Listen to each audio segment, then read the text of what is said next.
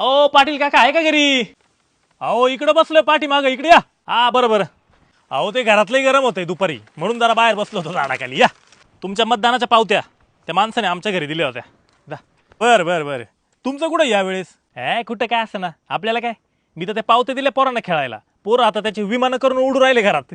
मतदानाच्या पावत्या पोरांना खेळायला? मग काय तर, अहो ज्यांना निवडून दिलं त्यांनी तर खेळच लावलाय ना. कोण कुठं तर कोण कुठं, लोकशाही राहिली कुठे? असं तुमच्या घरात आहे का लोकशाही? म्हणजे समजा घरातला एखादा माणूस चुकला तर तुम्ही त्याला जाब विचारता का? नाही. हा विचारतो ना. मग तुम्ही निवडून दिलेल्या माणसाला तुम्ही कधी जाब विचारला का? काय काका, सगळे एकाच माळीचे मणी असतात. अरे मग तुम्ही लोकशाही अशी वाऱ्यावर सोडून देता काय? अरे त्या सगळ्यांमधला एक तरी जरा बरा असेल त्याला निवडून द्या. अरे ही लोकशाहीची माळ आपल्या सामान्य जनतेच्या हातात असती. आपण ठरवायचं असतं त्याच्यामध्ये कोणते मनी गेले पाहिजे कोणते नाही. काय अरे ते फक्त विमान नाही, तुमच्या पोरांचं भविष्य जे तुम्ही तुमच्याच पोरांच्या हातून उडू राहिले.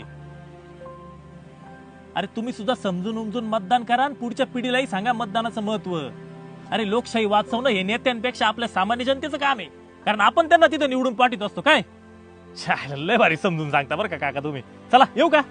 आता कुठं ते विमान क्रॅश व्हायचे आता वाचवतो ना, मतदानाला कामात येतील मला.